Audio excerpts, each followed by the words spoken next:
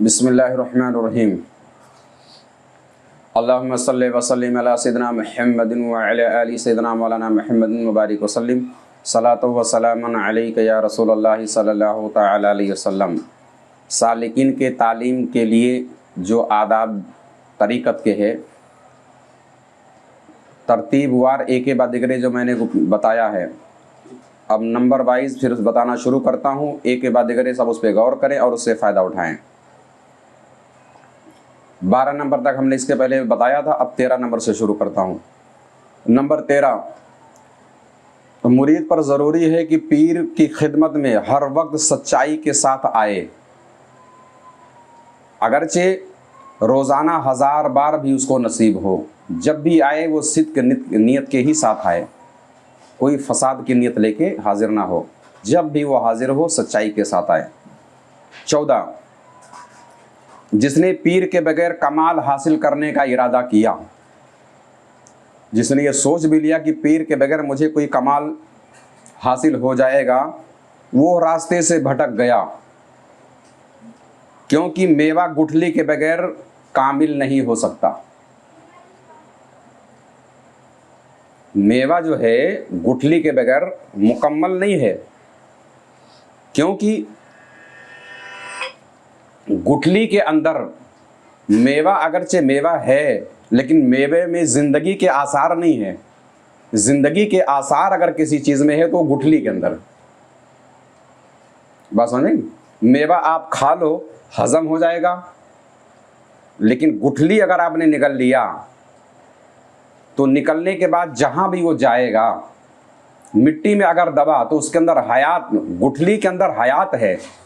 और मुरीद ने अगर ये सोच लिया कि मैं पीर के बगैर कमाल हासिल कर सकता हूँ, तो कुछ हद तक के कमाल तो हासिल कर लेगा, लेकिन वो कायम नहीं रह सकता है, वो दूसरे को ज़िंदगी नहीं दे सकता, हयात उसके अंदर नहीं पाई जाएगी।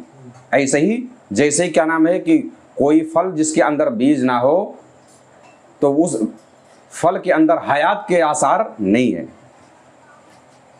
15, मुरीद का हक है कि जब उसका पीर किसी पीर भाई को आगे बढ़ाए, मुरीद को चाहिए कि जब उसका पीर किसी उसके पीर भाई को आगे बढ़ाए तो उस पर वो हसद ना करे कि भाई उसको आगे क्यों बढ़ा रहे हैं, वरना उसके जमे हुए पैर फिसल जाएंगे। यानी जहाँ पर जो कायम था, जिस मकाम पे था, वहाँ से वो रुजत कर जाएगा, नुज़ूल कर जाएगा, गिर जाएगा अपने मकाम से, वरना वो फ़ौरन नीचे गिर जाएगा। क्या आप लोगों ने नहीं देखा कि हज़रत आदम अलैहिस्सलाम से हसद करके शैतान का क्या हाल हुआ? अपने वो सारे मकामात से वो नीचे गिर गया, खो दिया, गिरा दिया गया कि नहीं गिरा दिया गया? तो वैसे ही जैसे एक पीर साहब एक मुरीद की लियाकत दे करके उसको मंजिलें तय कराते हैं, उनको आगे बढ़ाते हैं। अब कोई ये ना हसद करे कि यार इनको आगे क्यों बढ़ा रहे हो। वो देख रहे होंगे कि उनके अंदर वो लियाकत है, वो काबिलियत मौजूद उनके अंदर है। अगर उससे हसद करोगे तो शैतान का अंजाम देख लेना। अल्लाह के दरबार में क्या उसका अंजाम हुआ? हज़रत आदम से उसने हसद किया तो गिरा दिया गया, और अगर हसद ना करता तो अपने कम से कम अगर उरूज नहीं करता तो नुज़ूल भी नहीं करता। बराबर है, कम से कम अपने मकाम पर ठहरा तो रहता वो। इसीलिए ज़रूरी है सुलूक के अंदर ये सारी चीज़ें मैं बता इसलिए रहा हूँ कि आपकी ज़िंदगी में आपके साथ नफ्स जो ऐसे हालात पैदा करेगा। अल्लाह की पनाह तलब करो ऐसे हालात से। 16, जब सालिक के लिए ज़रूरी है, जब सालिक के लिए जायज़ नहीं कि अपने जिस्मानी बाप को छोड़ करके किसी और की तरफ अपनी निस्बत करे। बराबर है भाई, कोई सालिक अपने बाप को छोड़कर क्या ये कह सकता मेरा फुला बाप है?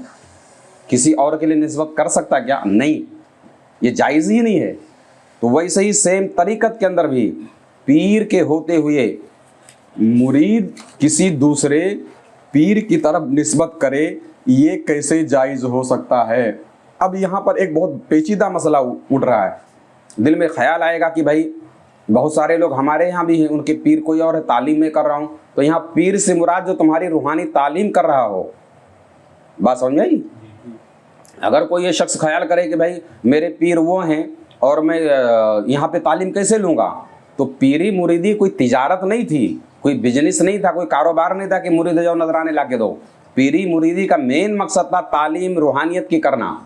अगर आपके पीर से वो तालीम नहीं मिल पा रही है तो किसी से तालिब बैत हो जाइए और उनसे आप तालीम लीजिए। हाँ, अब अगर आपके पीर वाकई आपकी रूहानी तरबियत कर रहे हैं, आपको विर्द वज़ाइफ पढ़वा रहे हैं, आपकी निगरानी कर रहे हैं, तो ऐसे हाल में छोड़ के आपको कहीं नहीं जाना है। अगर ऐसा ये हाल है कि आपके पीर का नाम है, मुरीद होने के बाद आपसे मुलाकात का कोई चांस ही नहीं है, या वो इतने बड़े हैं आप इतने छोटे हो कि मिल ही नहीं सकते हो, तो ऐसी सूरत में ज़रूरी आप पर है कि अब किसी ऐसे को तलाशो जो आपकी तालीम और तरबियत कर सके, वरना आप जहाँ के तहाँ रहोगे, आपका जो असल मकसद था वो हासिल आपको नहीं होगा।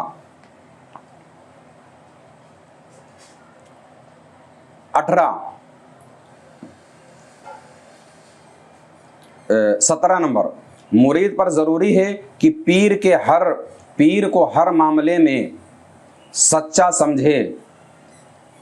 मुरीद पर यह ज़रूरी है कि अपने पीर के लिए यह अकीदा रखे कि यह मेरा पीर हर मामले में सच्चा और कामिल है। अगरचे उसको कोई बात समझ में ना आए तो अपनी समझ को ही कसूरवार वो ठहराए कि मैं समझ ही नहीं पा रहा हूँ। बात समझ आई? नंबर 18, जब मुरीद जान ले कि उसका पीर कामिल है, मुरीद को जब यकीन हो जाए कि मेरा ये पीर कामिल है, तो उसके और अल्लाह के दरमियान वास्ता है।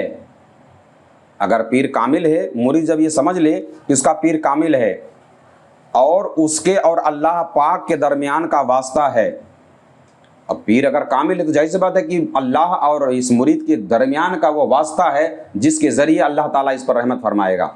तो अपने शेख की इस तरह इताअत करे जैसे फरिश्ते अल्लाह तबारक व तआला की इताअत करते हैं। जब उसको यकीन हो जाए कि ये पीर कामिल है, ये पीर कामिल है, तो अब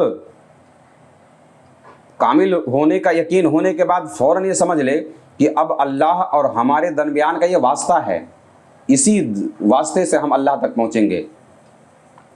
तो अब उस पर ज़रूरी है कि वो उसकी इताअत उसी तरीके से करे जैसे फ़रिश्ते अल्लाह तबारक व तआला की करते हैं। यानी फ़रिश्ते वो कुछ नहीं करते जिसका हुक्म उनको नहीं दिया गया, बल्कि फ़रिश्ते वही करते हैं जिसको अल्लाह ताला उनसे हुक्म फरमाता है।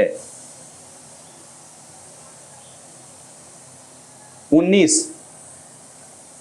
मुरीद को चाहिए कि अपने पीर की किसी भी हुक्म की नाफरमानी ना करे, वरना शैतान की तरह रांदे दरगाह हो जाएगा। पीर ने जो हुक्म दे दिया तो अब उस पर अमल आप करें, उस पर आप अमल करें, वरना शैतान की तरह आप दरबार से निकाल दिए जाओगे।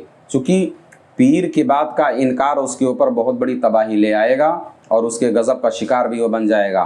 तो ये इस चीज़ से डरें, इस चीज़ से खौफ खाएं कि अगर शेख ने कुछ कह दिया है तो उसको फ़ौरन उस पर अमल करने की कोशिश करें, उसका इनकार ना करें, ना उनसे बगावत करें, वरना जो कुछ भी रियाजतें आपने की हैं वो सब बेकार जाएंगी और सुलूक के मामले में आप जो है उरूज के बजाय नुज़ूल की तरफ चले आओगे, यानी आप जो है बिल्कुल निचले दर्जे में चले जाओगे। अल्लाह तबारक व तआला की बारगाह में दुआ है कि मौला करीम इन तमाम बातों पर अमल करने की सही मानों में हम सबको तौफीक अता फरमाए और तमाम आदाब तसव्वुफ़ जो है उससे आगाह फरमाए। आमीन तुम आमीन बिरहमतिका या अरहमर राहिमीन।